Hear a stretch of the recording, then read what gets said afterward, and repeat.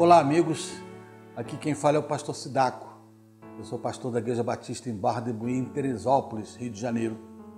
E é com muito prazer que eu volto a estar com você para meditarmos um pouco na Palavra de Deus, na Bíblia Sagrada.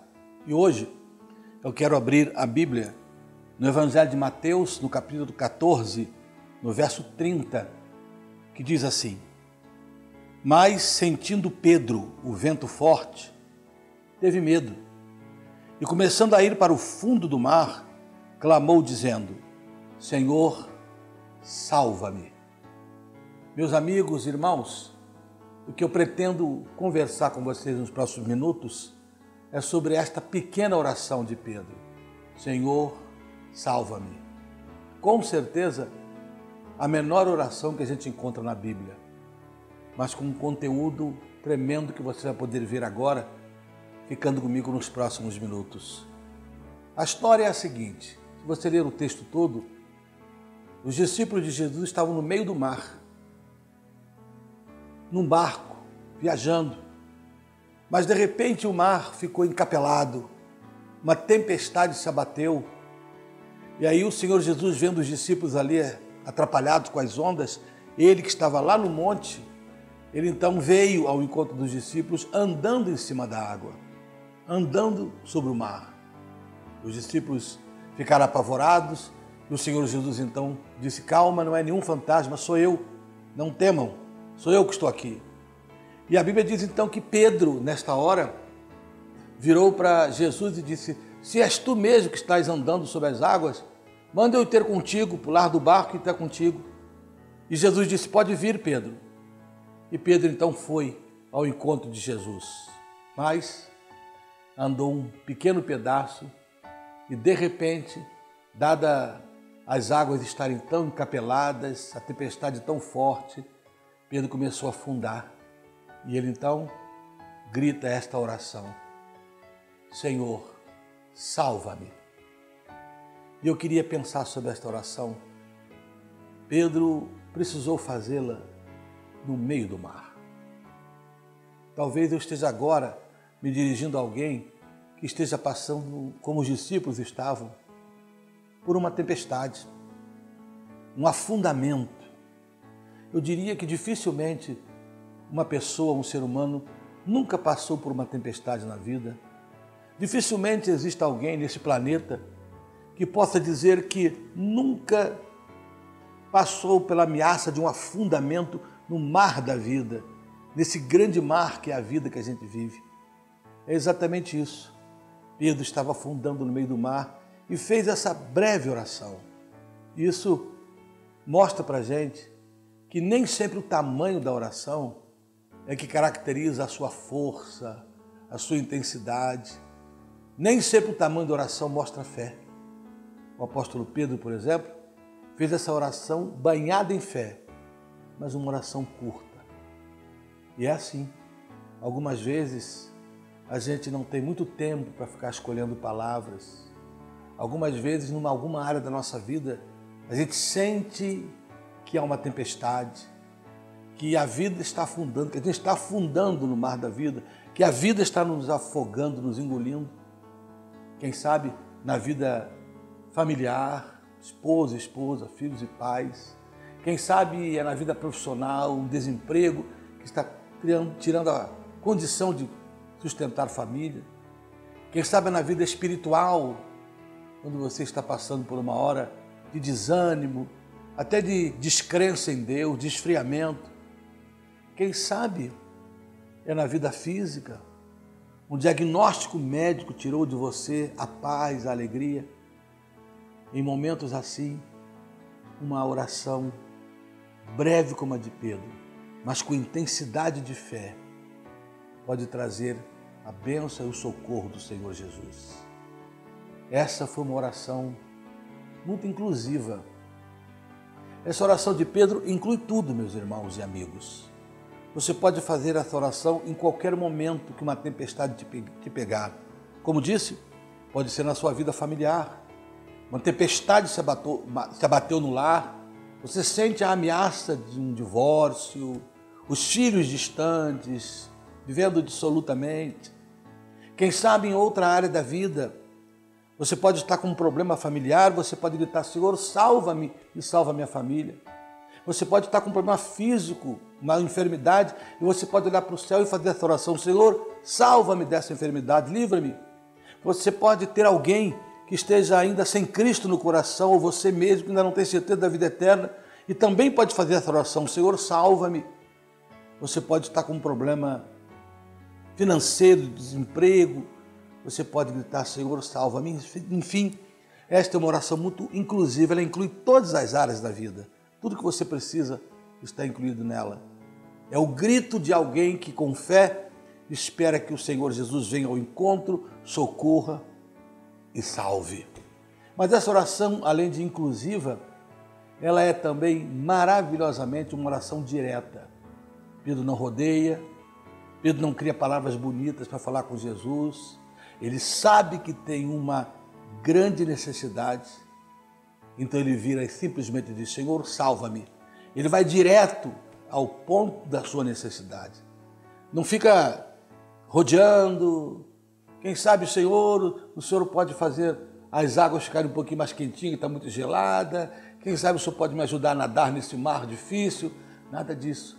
Ele foi exatamente e diretamente na sua necessidade. Senhor, salva-me.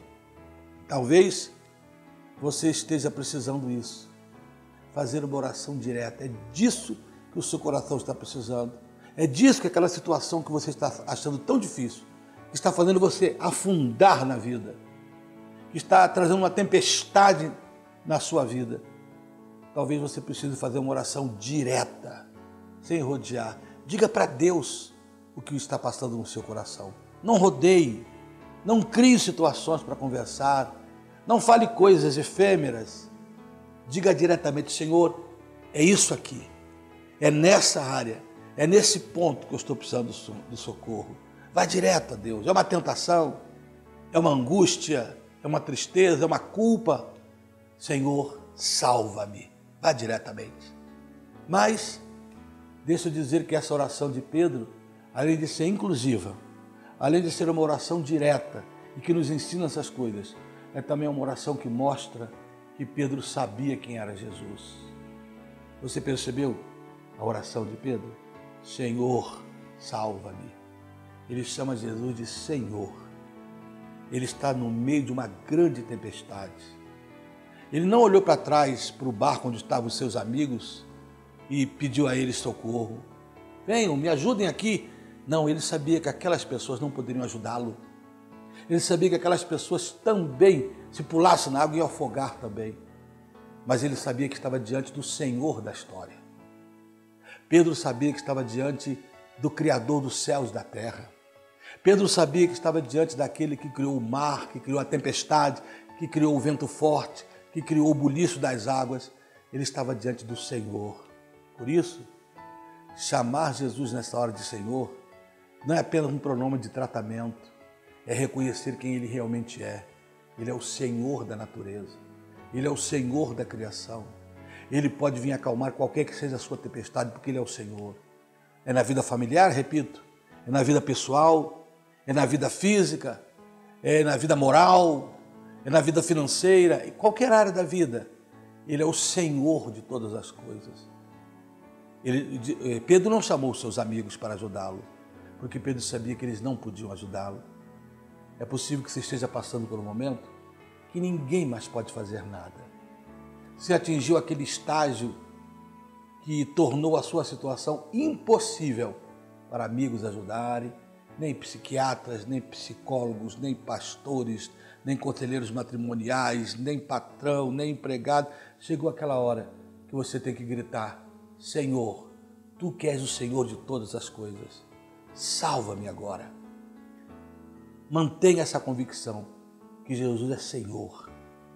Você me chamar de Senhor é uma cortesia, é um respeito, é um pronome de tratamento, mas Ele não.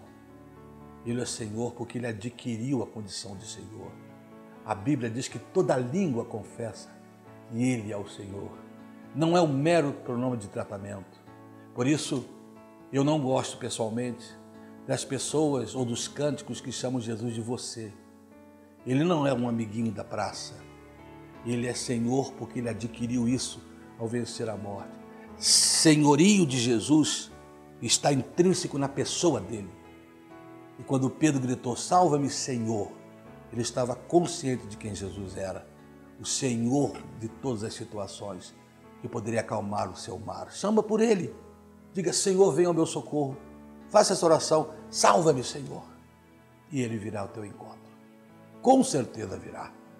Mas essa oração, meus queridos, ainda mostra uma coisa também ainda maravilhosa. Essa oração é também uma oração muito pessoal, muito minha. Olha como Pedro orou, Senhor, salva-me. Ele não disse, Senhor, salva-nos. Naquele momento, quem estava precisando de oração não eram os seus amigos. Quem estava precisando de salvação não eram os amigos, eles estavam no barco seguros. Quem estava precisando de salvação era ele. Por isso ele gritou, salva-me. Amigo, amiga querida, hoje, quem sabe, você que já orou por tantas pessoas, quem sabe você está precisando orar por você mesmo. Talvez você já tenha orado muitas vezes por filhos, por marido, por esposa, por patrão, por empregado, por situações. E às vezes a gente esquece que a gente também precisa de oração. A gente está sempre achando que há uma outra pessoa precisando. Orem pelo meu filho, ele está longe. Você já parou para pensar que às vezes o filho está longe? Que a culpa pode ser sua, pode ser minha? E antes de pedir por ele, a gente deve pedir por nós mesmos. Senhor, me perdoa. Talvez o meu filho esteja como está, talvez a minha filha esteja como está, talvez o meu marido, a minha esposa esteja como está, por culpa minha. Sou eu que errei. Como Davi, o rei, que perdeu um filho por causa do seu adultério, mas orou errado, pedindo a Deus que salvasse o filho. Mas antes, Davi tinha que orar por ele mesmo. Aquele filho estava morrendo, diz a Bíblia, por culpa de Davi. Era o pecado de Davi. Ele precisava, antes de qualquer coisa, pedir perdão, para depois orar pelo filho. Quem sabe hoje você tem que fazer essa oração. Ao invés de falar, Senhor, salva a todos, salva-os, salva aqueles, salva-nos. Você precisa dizer, salva-me, liberta-me, livra-me, Senhor, nesse momento. Conduza a minha vida. Eu preciso de oração. Sim, há momentos que você precisa parar e orar por você mesmo. Essa oração pessoal da sua vida de ser humano e clamar por você. E finalmente, meu amigo, minha amiga, essa oração é também, essa curta oração, uma oração urgente. Pedro não tinha tempo. Pedro não podia ficar esperando para chamar por Jesus ou clamar. Naquele momento, ou ele pede socorro, ou ele sucumbe no meio do mar. Ele gritou, salva-me. Não pôde escolher muitas palavras.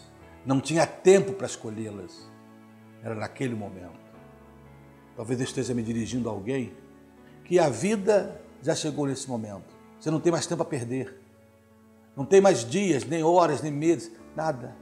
É hoje, é agora. Não deixa para amanhã, para mais tarde. Você já notou quantas coisas são prejudicadas porque ficam para mais tarde? Um café, mais tarde, ele pode esfriar.